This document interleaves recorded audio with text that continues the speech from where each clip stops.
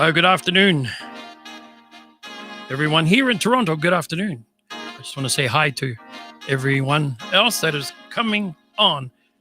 I just opened up 5 minutes earlier just to do a little bit of promotion here, just to let everybody know that I'm online. So just want to let everybody know that down in New Zealand today, it is the 25th of April, and it is Anzac Day down there in New Zealand. And Anzac Day, they have it today, which is Sunday and Monday down there. So lest we forget. And I just want to say a couple of things about that for those that are just still tuning in. And I can see there's a couple of people are coming on. Oh, Dave. Thank you for coming on, Dave.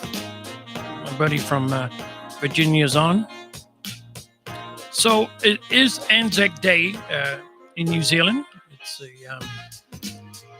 Anzac Day is a national day of remembrance in Australia and New Zealand that broadly commemorates all Australians and New Zealanders who served and died in all wars, conflicts, and peacekeeping operations, and the contribution and suffering of all those who have served, lest we forget.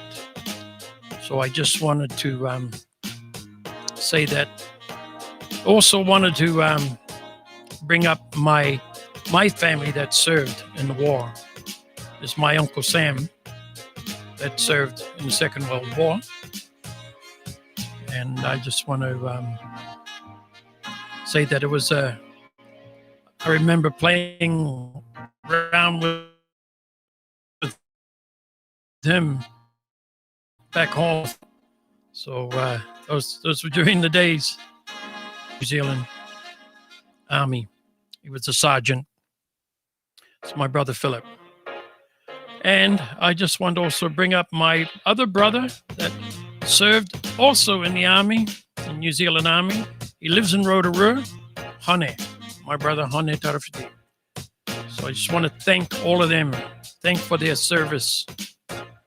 And my Uncle Sam and my brother Philip, they're the youngest brother, and Honey, they're younger than me.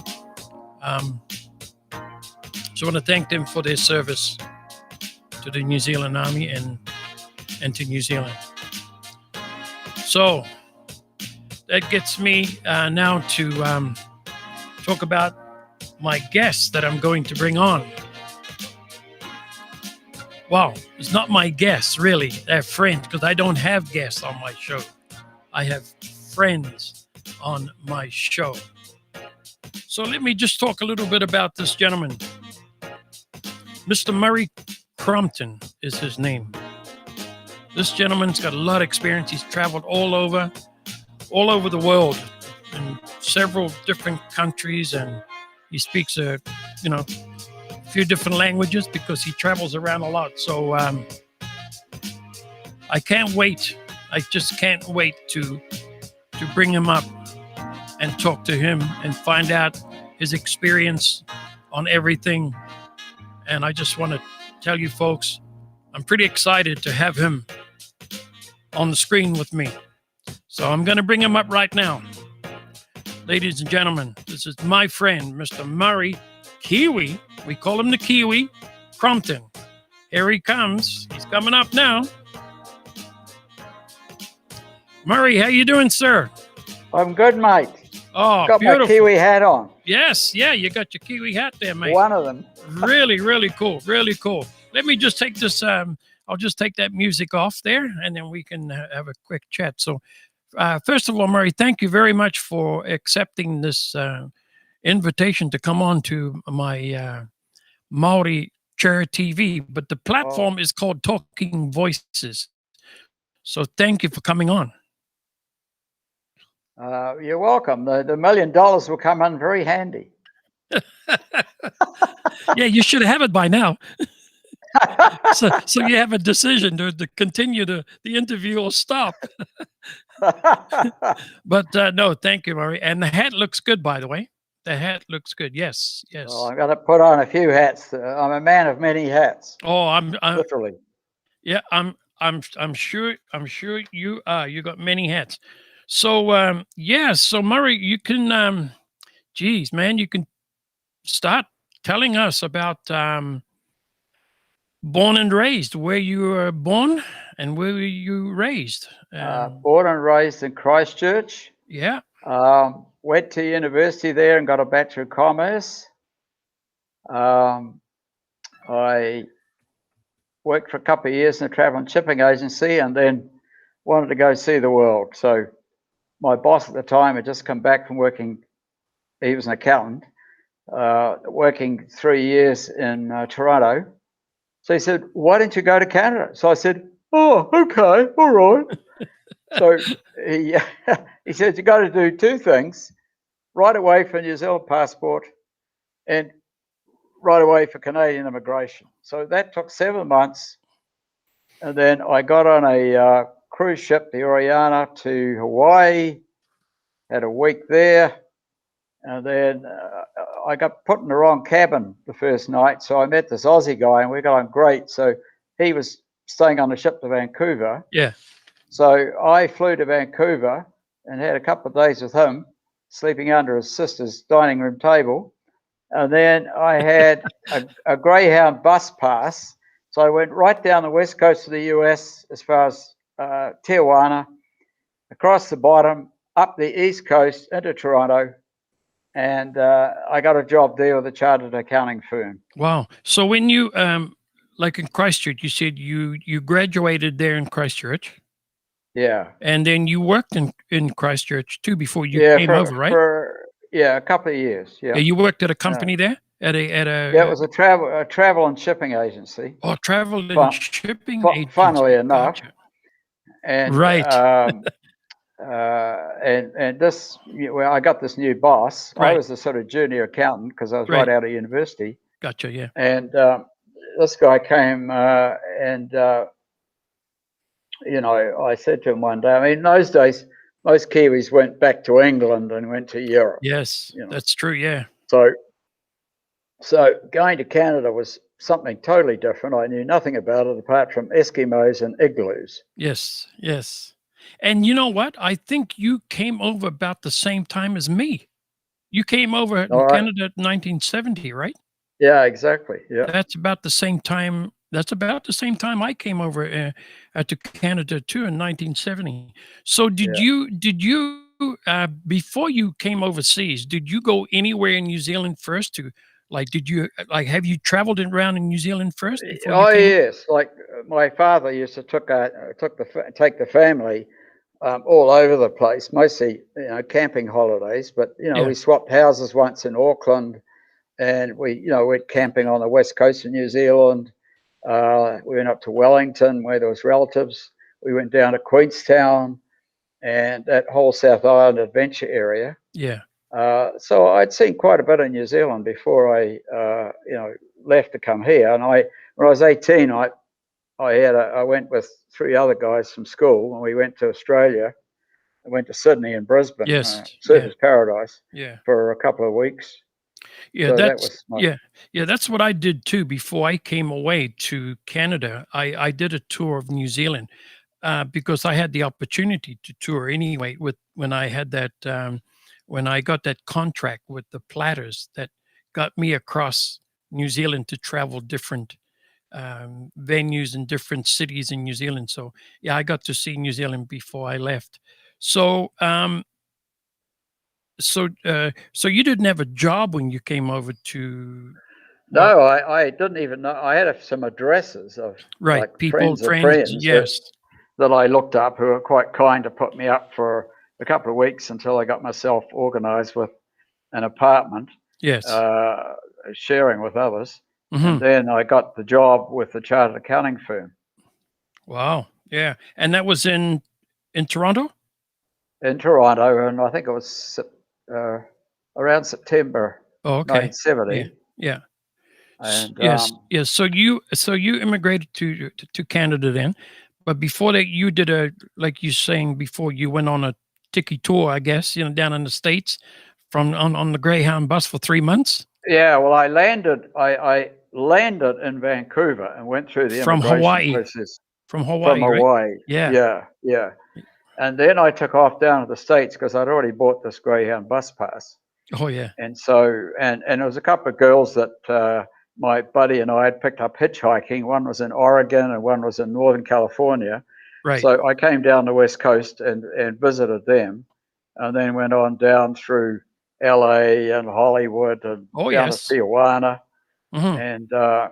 and then I went up into Oklahoma briefly to visit people I'd met on the ship, and then down to New Orleans, Miami, up to Washington, New York, and then I came up to Toronto and got the job and got the apartment.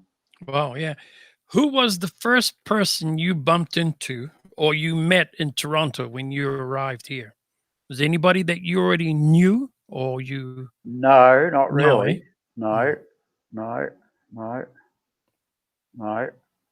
So, okay, so you started working here in Toronto, um, saving some coins, I guess. Yes, I And how did. long did you work in Toronto here? Well, I worked for about 9 months, but I was doing auditing and I was doing Mm, troubleshooting, and right. it's not very creative stuff. And It doesn't sound like it either. no, Troubleshooting. and yeah, it was oddball cases and things. So Yeah. when it got to be the summer, when chartered accountants aren't busy anymore, Yes. I thought, well, I think I might bugger off to Europe for a couple of months. And then I started thinking, do I want to come back to this job? I thought, I don't think so. So I said to the guy, look, I think I'm going to quit. And if I come back and there's a job, fine. If not, don't. Yeah. So I flew over to England and I reconnected with this guy that I'd met on the ship Right. and met some of his Aussie buddies. And then one of them wanted to do Scandinavia. So I went with him and we did Scandinavia. And then, I did, I visited more people that I'd met on the ship Yeah. in like Holland and Netherlands. And then I ended up at the Oktoberfest in Munich, and then to Italy and Greece. And I lived 3 months in Greece, Turkey, and then I got a ship from Greece to Naples, to Marseille, to Barcelona, and went to the south of Spain and lived there for, well, 3 months, Yes. Yeah. and then camped in the Pyrenees for 3 months with a German guy that I had met, and he had this Spanish girlfriend, Mhm. and she couldn't read or write. She was gypsy actually, Right. and he had 2 little kids with him, 5 and 6, and he was trying to get her out of the country, but she didn't have a passport. Yeah. So in a Okay. finish, All right. Yeah. he left me with a son and a tent, and he took off to the south of Spain to get all the paperwork done faster. Yeah. I had this 6-year-old kid who I had to look after for a Right. month, and then he eventually came back, and we hopped in a car and we drove up to Hamburg, and he started a gardening business, and I worked with him for a couple of months because they were building the Olympic Games site, Yeah. and I thought there might be work up there. Well, I worked with him for a month, stayed another month, and then I decided I'll come back to Canada, which I did. Yeah. And I think that's one of your passions too, is gardening. It is. Yeah, It I know is. you like Yeah. that. Yeah. So, Yeah.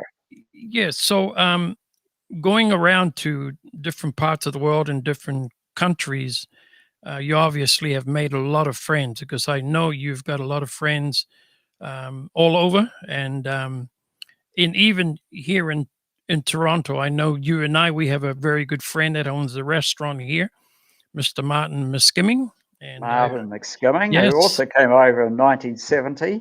Oh, yeah. So you can go ahead and tell a story about him if you know when he came Well, over. Well, well, I didn't know him then. I didn't Yes. know him until the 80s after he set up his restaurant, Hemingway's, which Right. has been going 40 years. Yes. Um, but I, when after when I came back from Europe, I got a job in industry with accounting, Hmm.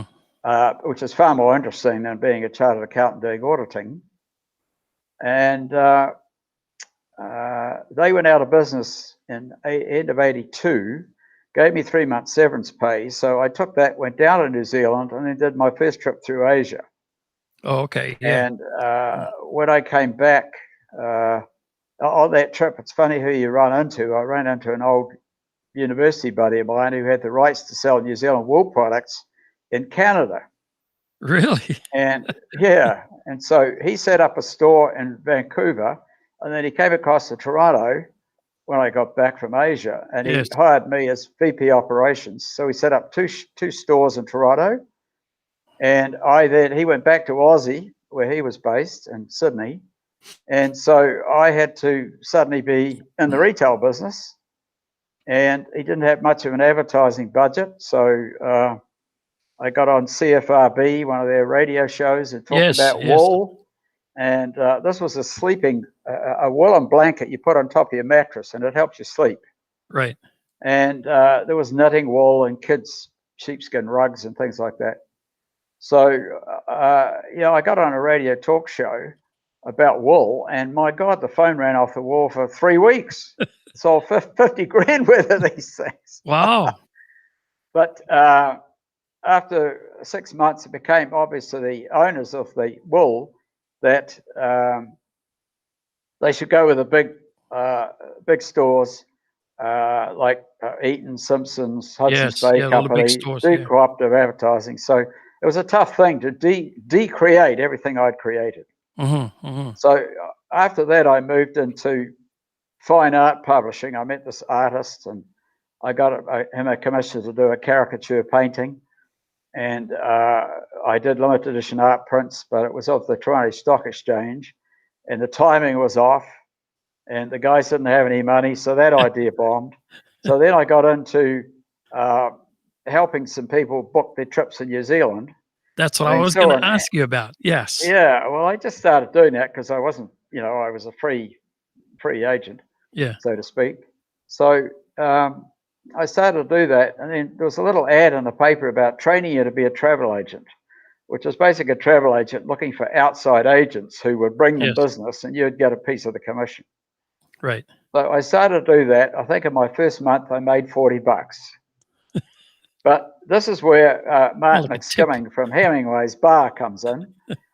He started referring people to me, and he goes on ski trips, so he had me book those. And I ended up with a lot of clients out of Hemingway's Bar. And one of them, particularly the woofer, became one of my biggest clients. Oh, yeah. And he's one of my biggest friends now. So, I mean, Right. and that business, people start out as friends, end up as clients, and some of the clients end up as friends. Yes. Yeah. So it was just a word of mouth business. Well, that's why I met you, Murray. I met you down at Hemingway's. Hemingway's, yeah. Well, I mean, I Yes, got a lot. I met met you a at lot of people at Hemingway's. Hemingway's. Yeah, absolutely. And Yeah. the trick is not to screw up too many times with the peasants' holidays. That's true. So listen, I've got some pictures that I'm going to put up, and then I'm going to Right. get you to talk about them. So we'll All go right. through that too at the same time. But I'm Okay. going to start off with this one here. I think this is a very, very nice picture, and thanks everybody for watching too. By the way, there's a few people I've got on now watching. So and I just want to say hi to Doug, and hi to friend Lindsay Henry from the Gisborne radio station down there. He's watching on the Green Door radio station. Lindsay, thank you for tuning in, and Jenny, and there's quite a few people coming on now to check the show out. So I'm going to put up this picture, and this one is somebody that we all know. So let me step out of the picture here for a minute, and then you can talk about what what went on here. So here we go. I'm gonna step out, and I'm gonna get you to talk. Well, I think this was in 2010 when the Queen was visiting Toronto, and she'd done an official function, and then she was walking around a big park there called Queen's Park, and it was a really hot day. I really have to admire this woman because at that time she was in her 80s. And when these royals are doing walkabouts, they're always looking for a reason to talk to people. So I thought, well, I'll give her a hand. So as she was going by, and I had a New Zealand hat on too, by the way. As she was going by, I just sung out to her and I said, "New Zealand says hello." So she came over to me, and a lady behind me snapped this picture, which she later emailed to me. So, so the Queen said to me, "So what are you doing here?" Because it was so hot, you know. I said, "New Zealand's quite cold." She said, "Oh, rubbish." And then she said, "Oh, yes, the seasons." And off she went. So that was my conversation with Her Majesty. And I forgot to say, Your Majesty, I forgot all that. I just talked to her like she was another human being. Yeah, yeah. Wow, that must have been exciting for you, my friend. Well, it was, particularly when that lady took the picture. Yes, right. Are you still friends with that lady that took the picture? I don't know. I probably got her email address somewhere, but Yeah, I don't because know. because you're that type of guy that always stay friends with people, you know. Well, Because I do, but yes. I haven't with that lady. Oh, yeah. Okay. So, I just want to show you this. Like I have another picture I want to show you, and this I'm going to tell you a little story myself. Um, this was kind of, how should I say? This is a funny story that I have to show, like that I have to tell. And for me, that was when I first met you. So here it is. I'm going to show you this picture. There we go. That is your car. Now, I want you to tell us the story about this Bentley. So I'm going to step out of the picture and get you to talk about this. All right. Well, in 81, I went down for my high school centennial in Christchurch, New Zealand. And prior to that, I'd done a sort of lifestyles goal type course where you had to write down all sorts of crazy things. And one of them was to have a Rolls Royce and a Bentley. And I'm thinking, well, you're never going to get that. You don't have the money, and so on. So anyway, I get down to New Zealand and I find myself looking at for sale ads in the paper.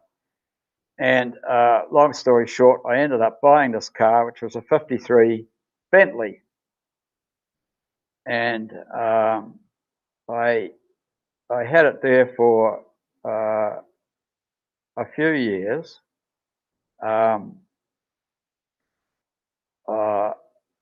When I was in Toronto, I have a Kiwi buddy of mine, and he was a cook in Buckingham Palace for a couple of years. So when the Queen goes around the world, she always takes her cooks with her.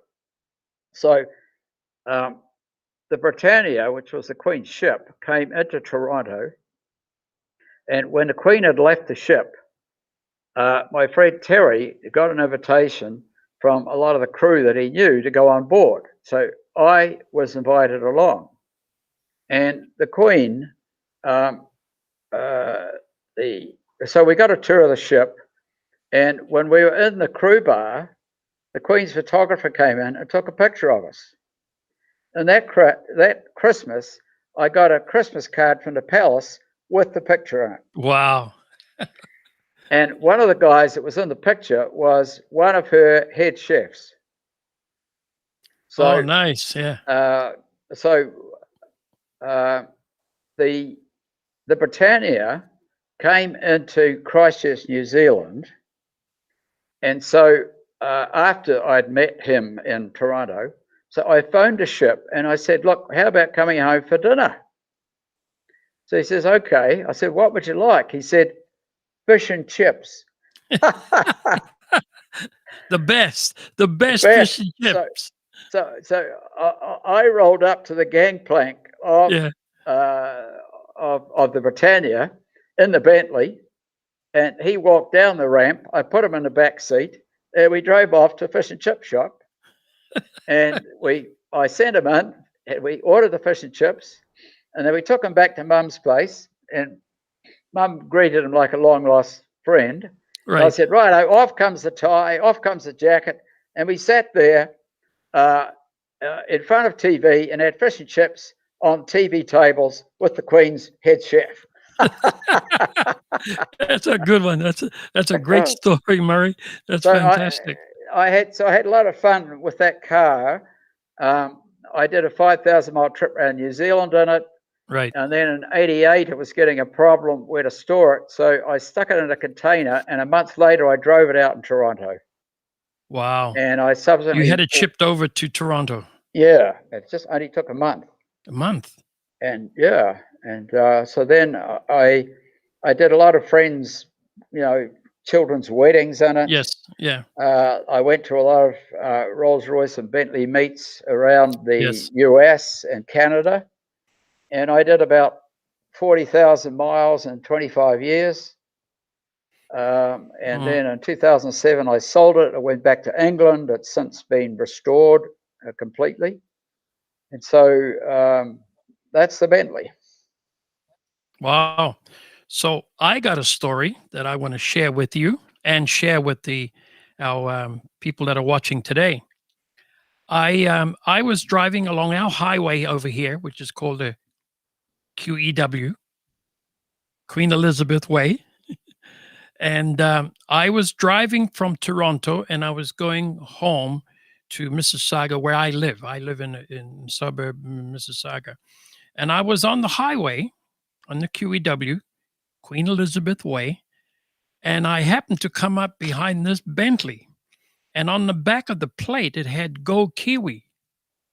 And I was following you, but I had to turn off because I was coming to where I live. So I had to turn off. And I always remember seeing that Go Kiwi.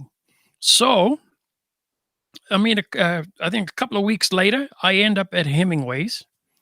And I was down at Hemingway's at the bar, and we were talking with a group of, I was talking with a group of Kiwis. You happened to be there.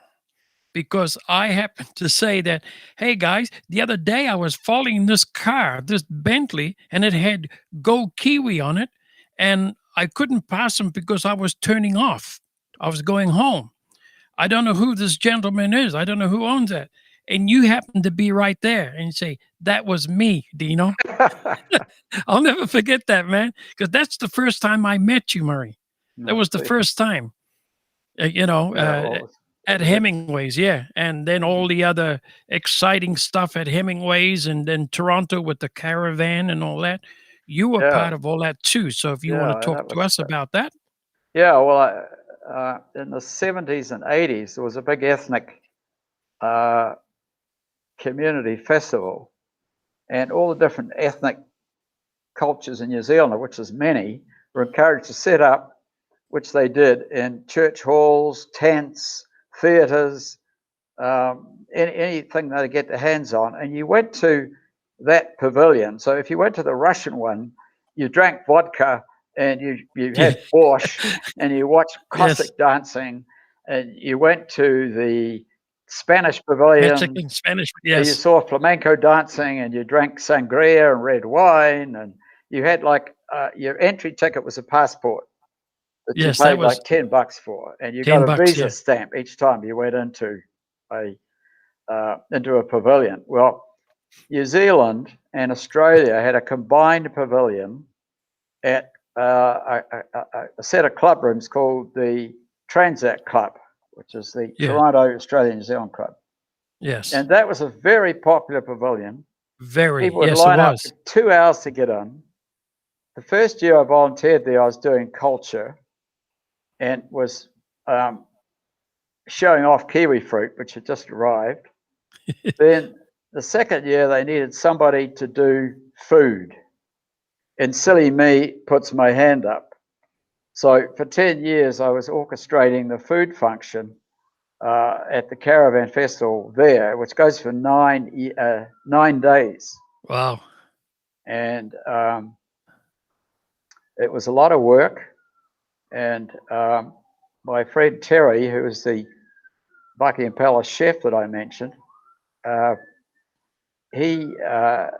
was a story about him in the paper about having kids cooking classes. So I called him up Terry and said, Allen. That's yeah, Terry Allen. Yes. yeah. Yeah. So I said, look, we've got this festival going here, and we've got the food funk, so we don't really know what the hell we're doing. So he said he'd come down, and long story short, he worked for George Brown College, so he loaned us a lot of equipment. He brought some students down to help because we needed volunteer labour.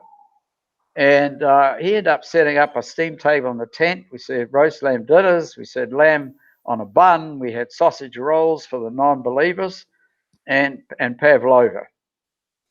Yes. And we took the sales from $5,000, I think, to $25,000 over that 9-year Yes. period. Yeah. And so it was a lot of fun and a lot of work. And Martin McSkimming from Hemingway's had offered to make the pavlovas, but they kept falling flat, as they tend to do. So we had to go somewhere else to get them. Well, I remember Terry Allen because at the Transect Club, I also held a Christmas party for the company that I was working with, and I organized a Christmas party there, and that's where I met Willie Faraday because the band I hired the band to play, and it was Willie Faraday and his group. And Terry Allen was the one that put together all the buffet and everything.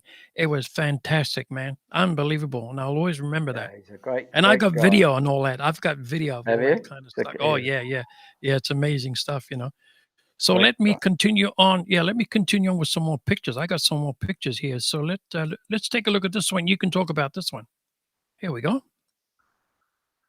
There we go. Yeah. Now, this is Christmas Eve at a pool in Thailand. Now, when I travel the world, I like staying in hostels. I like hanging around. Not only are they cheap, but they're a great source of travel information because you're meeting people coming from places you might want to go to. And they can tell you what to do and what not to do. And if you hang out with young people, it keeps you younger. If I hang out with a lot of old people like you, Dino, I get older faster. Listen, I had to come back and defend myself, you see. I got to come back and defend myself. All right. So you're only a couple of years older than me, so. Oh, okay. But no, but you are a traveler, and I know the hostels are something that a lot of people don't know. Like there's a lot of people that don't know anything about them. So it's great No. that you're here today to talk about that. I know it's hard to travel today, but you never know. So when things get better and things get back to normal, maybe you'll think about booking at hostels next time. Yeah, well, this hostel in Thailand, I mean, it had a beautiful pool, Yeah. beautiful rooms. I mean, the hostels of the old days that were flea bitten holes in the wall are nothing. I mean, you get a beautiful. I mean, you're in a multiple bedded room, and but you're paying only $20 a night, maybe including breakfast. You got a beautiful pool there. The beach is very close. But yeah, I met some very interesting people there, and this particular picture was taken Christmas Eve, and I went to Dollarama and I got a whole bunch of Christmas hats and antlers and stuff like that, and I took them down and gave them to the people. And the first year I was there, I said to the people that owned the hostel had 3 restaurants, and one of them was adjoining the hostel. I said to them, look, it's coming up for Christmas. Any chance we could, I'd like to cook a chicken in the oven and do a traditional roast. Yeah. And they said, well, look, we didn't know what to do for Christmas. How about we do a buffet, but we'll need to know, how many people to cook for. Yeah. And so they came up with a menu. So I put up a big notice board and said, if you're interested in Christmas dinner, sign here. 70 people Wow. signed up. And we had a tremendous party, and then they came up with games to play afterwards. Yeah. And then, unbeknownst to me, all these people, they'd got a sort of visitor book, Right. and they all secretly wrote messages to me and invitations for me Wow. to come visit them in their country. So at some point, somebody got up on a chair and called me up, and they presented me with this book, which is really I was quite emotional about that. Sure. Yeah. And so in the so one of your pictures there, you've got a guy standing in front of a fireplace. I've got this one here. I don't know if That's the one. Yeah. that's the Now, one. Oh, yeah. Yeah. Now this is Jean I'm going to Pierre. step out of the picture here. I'm going to step. Okay. This is Jean Pierre. He lives in the south of France. And one day when I had organised a cooking class on the beach, he happened to show up, and I was in the lobby. I said, "Where are you from?" He says, "Oh, I'm Jean Pierre from France. This is my daughter Julia." I said, "Well, Jean Pierre, get yourself organised because we have a cooking class on the beach at 5 o'clock." He said, "We'll be there," which they were. And they ended up being 42 people. I just kept adding tables Wow. to the beach, and they put Wow. on a cooking show, and then they had those dishes for us to eat, and they charged us $5. It was fantastic. Wow. So Jean Pierre said to me, he wrote in that book I mentioned that he says, "I'm a lawyer. I'm tired of being a lawyer. There's no money anymore. I want your lifestyle." He said, "You got to come to France and we'll drink some rosé champagne and you tell me how to do it." So I ended up doing that. I had enough airline points. I flew from Bangkok to Marseille. He picked me up. I went to this beautiful house with an infinity pool, a hot tub. Right. He had a cottage up in the mountains, and so that picture is him and I standing in front of the fireplace in his house with the book, with his invitation saying, "Come." Wow. And I subsequently went back. That was in April. I went back in September. He had a place in Croatia, Hmm. and I went down there with him and then had a look at Croatia. So, Okay. you meet some amazing people in these Well, hostels. what about these people? Did you meet them in the hostel too? I met these people in a hostel. They are from Colombia. The Colombians are such lovely, warm, friendly people, Right. and they wanted me to come to Colombia. So I did. I flew there. This was later. This was 2 years ago, I think. Right. I flew there, and they put me up. But their family had like a family compound. It was like a 5-star resort up in the Coffee Mountains. Coffee Mountain. So there's all these mountains all covered where in they- coffee. Yes. And I don't know, the coffee bean is actually like a little red berry, actually. So we did some hiking all through those Yes. mountains there. And they were so hospitable. They're just such fantastic people, Colombians. Okay. What about this? What about this one? Can you tell me about this? Okay, now this guy here, at that Thai hostel, there was a big, tall, skinny Korean guy. He was 25, and I said to him, "What are you going to do with your life?" Okay. Let me see if I can find him while you talk. Oh, here he is. And he Here he said, is. This the guy "That's here? him there. Yeah. That's the guy, yeah." Okay. So I said, "So what are you going to do?" He said, "I am going to ride my bicycle around the world for 7 years." Wow. That's his I bike. said, "Well, that's a pretty big dream." Yeah, and that's the tent he was in.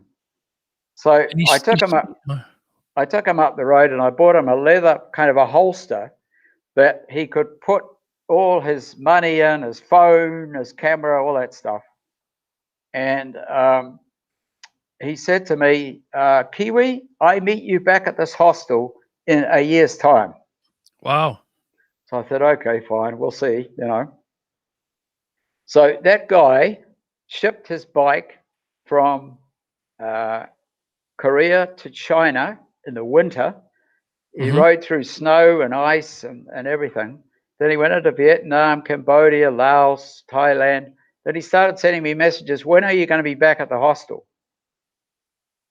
So the date was November 2nd. Is that the hostel there? That was the one with the swimming pool Oh, okay. in Thailand. Yeah. So you've got another picture there of his bike all loaded up. Okay, yeah, I think I do. Yeah, there it is. Now that bike weighed 70 kilos, and so did he. So that's what he was pedaling. Wow. So anyway, I got to the hostel November the 2nd at 5:30. This guy was there at 3 o'clock. He was. I was so impressed. Yeah, yeah, amazing, eh? He did say 1 year. He said he would do it, and he kept his word. And it's so important in life to keep your word, That's right. And he had cycled 13,000 kilometers to come back to the hostel. Wow. So he subsequently went on to Malaysia, and then he went through Nepal and India, and ended up in Istanbul. He'd done 24,000 kilometers. He flew from Istanbul for Toronto, and he spent a couple of weeks with me in Toronto before he went back to Korea. Yeah. So, but I was just so impressed that somebody would do that to keep their word. That's right. Yeah. Oh, we're back to the car here. So let me go and find something else here for you, Murray, to talk about. I know I've got a couple of other pictures here of you. This one here, that looks like Niagara Falls, but it's not. That's Iguazu Falls, which is on the border of Argentina and Brazil. And there's actually 280 waterfalls there. I mean, it's on a mammoth scale. It's fantastic to visit. And you can either see it from the Argentine side or the Brazilian side. And I saw it from both. Oh, and I'm wearing there this hat here. Yeah.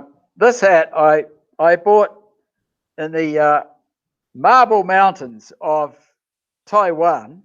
Marble Mountains. They have a big sort of well, I won't just sit on my head properly.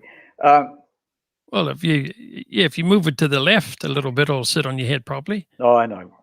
There it is. There you go, mate. Wow. Yeah, they have a whole area in Taiwan there. It's all marble, and you go through these big gorges. And it's quite a lot like New Zealand. Yeah. And there was a little stall there selling these hats, and it was all beautifully, embroidered. Embroidered, all these beads and shells. So I wore that for years. So this one is in Bolivia.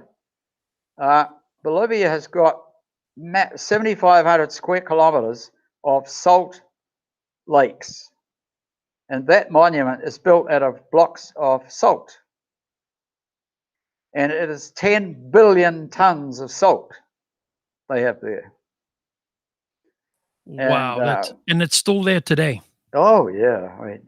And man, you've got some other pictures there where the salt lake actually, when it rains, the rain sits on top of the lake. And you get amazing reflective pictures. We'll get to one later. This one here is a shot of a village called the Children's Republic in Argentina. It's outside of Buenos Aires. And this was opened by Evita Peron in 1951 as a children's village. And it's got buildings that are children's height. So you go into a bank, you go into government buildings, they're all built for kids' heights. Quite amazing. Wow. And there's a playground and so on. But Walt Disney came there, and that's where he got the inspiration to do Disneyland. Oh, geez. Look at this one here. What's this? This is a hostel in the middle of the sea, 2 hours off the coast of Colombia. And you sleep in these colorful hammocks. They have a composting toilet. They have local people come by with seafood, and it's full of young people. And you take a high-speed boat that's got like 200 horsepower motors on it, 2 hours Wow. from Cartagena. Wow. That's out in the ocean. Right in the middle of the ocean. I mean, Wow, it's sitting. man. It was That's built something 20. else. It was built as 20 years ago as somebody's house, and then they Wow. bought Yeah, it and yeah. turned it into a hostel. But it's sitting on obviously on a reef or something. Yes, yes. Now, this one is of you. Where were you on this one? Now this one, this is on the Bolivian salt fields, and I stayed in a hostel there, and they had a tour going from the hostel. 7 of us got into a Toyota Land Cruiser, and they took us out onto these vast salt lakes. And in the middle of the lake was this big building, which was a restaurant where we had our lunch, all built out of blocks of salt. And outside the restaurant are all these flags. And look at this flag I found. Yeah. I was saying, hey, I was going to ask you, did you put it there or somebody else? No, it beat was you? already there. In fact, I Wow. signed it. I signed it later Yeah, on. yeah, I put yeah. my signature on the. But somebody had left it there. There's also a New Zealand flag there too. Wow. It's amazing, man. That was awesome to see that. Yeah, I thought that you put it there. No, So, no. yeah. Wow, that was amazing. What about this one here? Now, this here is a place called San Carlos de Bariloche in Argentina. It's heading towards the south of Argentina where you've got the glaciers. But this is almost the same as Queenstown, New Zealand. It has a hillside, it has a lake, it has the snow-capped Andes Mountains on the horizon. So they ski in the winter, and it's a summer resort. And because it reminded a lot of Germans of Swiss, of their home country, there's a lot of Germans and Swiss there, and the main streets are lined with Swiss chocolate shops Wow. and German bars.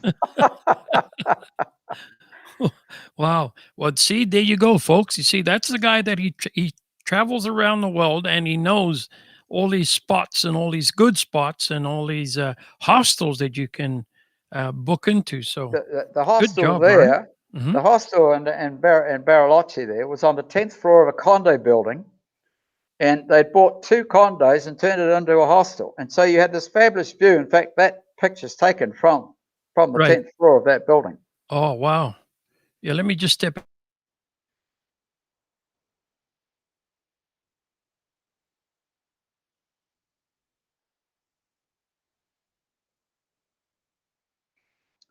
This is a hostel in Playa del Carmen, Mexico, near Cancun. And again, I met so many interesting people here. The Colombians were 2 of them.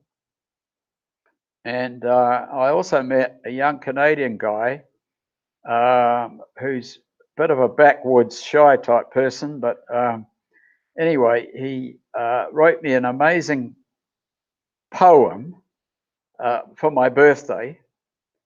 And Yeah. I'll read it to you later. Yeah. But It's talking about, like, you just had a birthday too, right? Oh, I did. Yeah, this last week, I believe, right? I So did. hang on, let me just bring that picture up over there so we can see you. And let me so what about this old train here? I can see there's an old train. Yeah. Now, I told you that we had this little Toyota Land Cruiser in Bolivia, and before you go on to the lake, the Salt Lakes, there's a steam train cemetery there that's been there 150 years, and it's got all of these steam engines and carriages, some of them not very good shape, and they've been sitting there for that long. So they take you to climb all over these things for half an hour, then they take you out to the salt flats. Wow, they take you out to the salt flats, eh? Well, amazing. So, and what about this one here? Now, these 2 boys are 2 brothers, Yep. and they play rugby. And I Oh. met them at that Mexican hostel that you looked at before. And this is Bautista and his younger brother, Pancho. And so Bautista kept sending me messages on WhatsApp. When are you coming to Argentina? When are you coming to Argentina? So in September, there was going to be a rugby game between the New Zealand All Blacks and the South African Pumas. And so I had enough airline points to get down there. So I flew down there, and they said, well, instead of paying money at a hostel, come and stay with our family and give us the money you would have given the hostel. Well, I ended up staying about 3 weeks with them. And that Children's Republic, sort of Disneyland place, was right around the corner from their house. And so it was really quite a interesting time living with that family. The weather was wonderful, and they actually invited me. I went to other parts of Argentina, and then they invited me back to have Christmas with them, which I did. So you got a friend up here. I can see you got a friend up there. Look. Oh yeah, that's where was that? That's northern Argentina. That's an alpaca, and the wool makes fabulous sweaters. You get a wonderful wool sweater. It's very light, very warm for $16, $20. Yes, yeah, alpacas. Like I bought our friend Martin one back actually. Oh really? I spend big on Martin. Yeah. Oh, you spend big on Martin. I'm sure I'm sure you paid a lot of money for that. So what do we got here? Okay, this is in. I got to change hats again. Hang on a minute.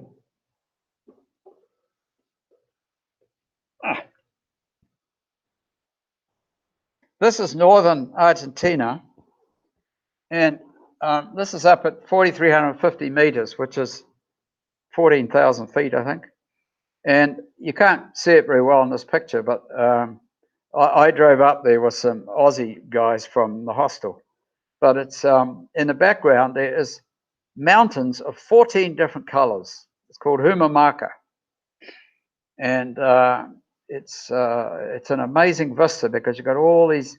I guess it's different minerals or oxidizing, something like that. Yes. So that's northern Argentina, and that's where I got this hat.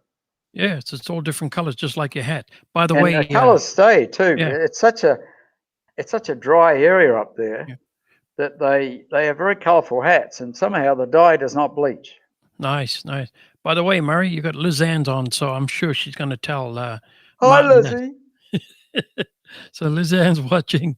So anyway, let me check the next picture and see what we got here, my friend. Oh, that's a little somebody's climbing up a ladder. Is that to go to the washroom? No, that's a washroom sign in a disco in Mexico. Yeah, but you got to go upstairs. You got to climb the ladder to go to the washroom. No, that's a guy peeking over the wall into the ladies. Oh, geez, that's quite funny, that one, man. So, what about this one? Where were you? That's the Salt Lake, right? Yeah, that's the Salt Lakes. That's actually Argentina has some too. So that was Salt Lakes there, and they've actually harvested some of the salt. You can see where they've dug out strips of salt, which they sell presumably. When I was staying in Bariloche, there was some Aussie and other students going to climb a mountain the next day, and according to the guidebook, it was actually not too difficult to climb. So I said, I asked if I could go with them. Well, it turned out to be 1,750 meters, which is 5,700 feet. It took us 4 hours to get up there. They had to help me across creeks. They had to help me around rocky crags, but I got there. Oh, and you'd see we're right up near the snow line there. Yeah, wow. So it was 4 hours up, three down. So when we got down, I bought all the beer. When we were sitting on the balcony, look at that view you saw earlier. And the beer is cheap there too, eh? Yeah, and Argentina has a lot of craft breweries. Oh yeah, natural beer. Yeah, natural beer. So yeah, and what about this one here? This picture here, what does that tell you? Now that's on the salt flats in Bolivia. When it rains, the water is on it sits on top of the salt. So like somebody else, you can actually walk on water. So the guy that's the driver of the vehicle, he's got this little toy dinosaur. So he gets you off in the distance. We all had to put our arms on the shoulder of the person in front. And then he's got this little dinosaur sitting on the on the salt. On the And salt, he puts a camera right down beside it, and it gives you this illusional picture. And so they're famous on this particular Salar de la Uni. They're famous for taking these illusionary pictures. Wow. Amazing. So there we go. Look at this. You must have been That's- somewhere in the mountains. That's the Coffee Mountains of Colombia. Coffee Mountains in Colombia. Now, is the coffee different there than the coffee Well, you it's buy here? fantastic. Very, very good coffee. Oh, yeah. That's Oh, the yeah. Colombian coffee. And I mean, you drove by these places where they're roasting it, and I mean, you want to stop and have one. I'm sure. I'm sure. Yeah. What do we got here, Murray? This was a disco. That must have been at a party somewhere. It's got to be a party. Well, it was a disco around the corner from the Mexican hostel that I was in. Yep. And the hostel actually had a lot of people from Argentina there. And this was an Argentinian disco. And we would, the Argentinians, they eat very late. They don't eat dinner till 10 o'clock at night. They just sit around and have drinks. And then about 1:30, 2, we would go to the disco. And everybody And the partied. disco, and everybody partied. So I would be there until 3 or 4 in the morning with them. Wow. And because I'm the oldest guy in the bloody place, they want to have you said it. selfies with me. You said Yeah. it, not me. You're So- the oldest guy. So they're all wanting selfies, and I'd be wandering around town the next day, and somebody yell out, "Kiwi, Kiwi!" I thought, "Who the heck? Who's this?" And it was some kids that had a selfie with me in the disco. Wow. Wow. That's cool, brother. So, I know we're getting close to the end of everything here now, but we're back to Right. these people here. Yeah, The well, ones- that's yeah. the Colombians. Yes. And So now, that's you met them in Colombia, right? These no, people I here? met them in that Mexican hostel. On Mexican hostel. Okay, yeah, cool. So Murray, I tell you, man, you've been around. You had a great experience of your life experience and traveling around to different places. So now you're retired. Now you just I'm taking it retired. easy? I do community gardening around Dundas in Parliament. I do Yeah. house sitting. and you are sitting like you're looking after a house for the gentleman that is Yeah. watching you right now. I Yeah. just saw a Well, message that Oh, Lizanne maybe. sent. Yes, Lizanne maybe. just sent them. Martin's Yes, watching right now. Yes, So, yes. So, So what Yeah. I'd like to say to you is, for Lizanne and Martin, is the house in good condition right now? Have you done the gardens? Have I you think, cleaned up? well, Did they'll you have wash the dishes? they'll have to paint a bit, I think. The garden's a wreck. Okay. I think the car's a wreck. And Did you? the roof's No, leaking. It's terrible. I got control on the cars. Now, if Yeah. Martin cannot come back to Canada, I'll get you to pack up. We'll send it to him, and I'll keep the cars. Yeah, Just well, make you sure could, that you could it's check with okay. Martin. You could check with Martin. Yeah. Listen, I got some, gems of wisdom that I'd like to read before. Yes. Have we got time for that? Yep. Yeah, Yep. okay. So, go ahead.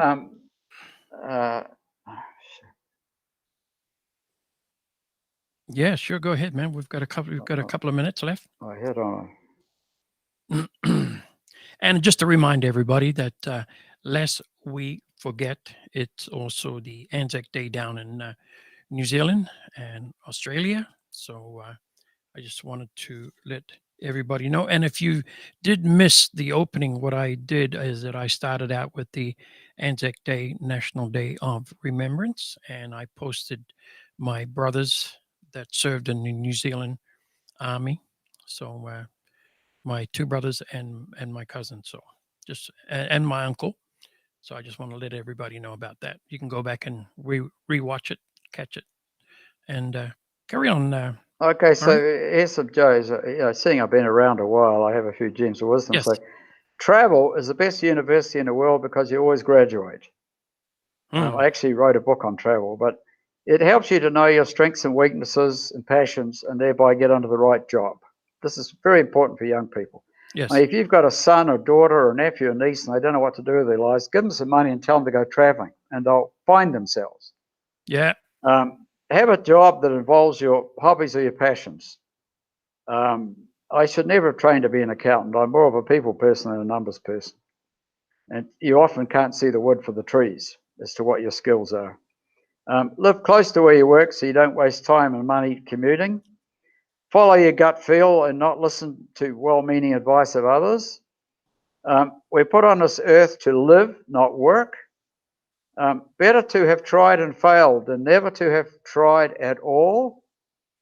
In business, friends become clients and clients become friends. And the best form of advertising is repeats and referrals and word of mouth. And if it scares the hell out of you, you should probably do it. So I've done bungee jumping, skydiving, whitewater rafting with Martin actually in Queenstown, parasailing, and I sailed from Tahiti to Tonga on a circumnavigation with Doug Henderson's yacht. I'd never sailed on a yacht before. So, you know, sometimes you've got to take on things that are scary, but, you know, it helps your confidence when you come through to the other side. Yeah. Well, Murray. And just, can I read this poem? Sure. Yes, go ahead. Yeah, you've got time, my friend. Because I think this guy is, as I say, quite a backwoods type, but he's very talented. And I was so touched when he got up. We went for lunch on my birthday, and he got up. And, his name's Chase Walters. At this time, he was 21, and it was called Ode to Kiwi. Ode to Kiwi. Ode. The light seemed to alter in colour. The earth seemed to shift in its frame. Near the place of my seating came a jovial greeting with a cheery, "Hi, what's your name?" With his hand extended in friendship, there stood a small elf in his shorts. That's me. A curious creature, a sage and a teacher, a personable wizard of sorts. By this random and just by chance meeting, the adventure, no choice, had begun. With this inexplicable genie, my game was already half won. This gent is a gem in the jungle, mentor, grandfather, and friend. Nothing could let me forget him. These memories will last to the end. If you ever manage the pleasure of meeting this fine human being, please give him my best, a good thump on the chest. He's among the finest I've seen. This ode is merely a token to a great fellow soul of the wind, a man with a far greater number of countries in which he has sinned. This ever gregarious, never nefarious, multi-dimensional, very exceptional Murray Kiwi Crompton. Wow. Now, isn't that fantastic from a 21-year-old? Unbelievable. Murray Kiwi Crompton, I just want to thank you very much for coming on today on Maori. In that picture of the Bentley is my good mate, Kerry O'Brien from, he's from Australia, but he's been here as long as I have in Canada. Yeah. Well, thank you again, Murray. I just appreciate you coming on to Talking Voices on Maori Chair TV. And I just want to say thank you to everybody that's come on. I can see a lot of people, Lindsay O'Connor, Lizanne, Martin, and Fred. And maybe Willie Faraday's rallies from Missouri. They might be watching too, Darlene. Yes, that's right, because I did see that post. Yeah. Yeah. Absolutely. So Missouri says hello. Missouri says hello, yeah. And I've got the channel, YouTube channel on. I've got my Facebook channel on and Maori Chair TV channel. So I've got these channels going. And I did see earlier Mohangi. Mohangi was on. So thank you very much, everybody, for coming on. Okay. I just want to say again to Murray Kiwi Crompton, thank you very much for coming on, Murray. We really do appreciate that, sir. And lest we forget, and don't forget, at 5 o'clock, I'll be back here with 5 Alive. 5 songs I'm going to be singing at 5 o'clock today, in about an hour from now. Thanks very much, Murray. Have a good day, sir. Thanks very much. Kia ora. Kia ora.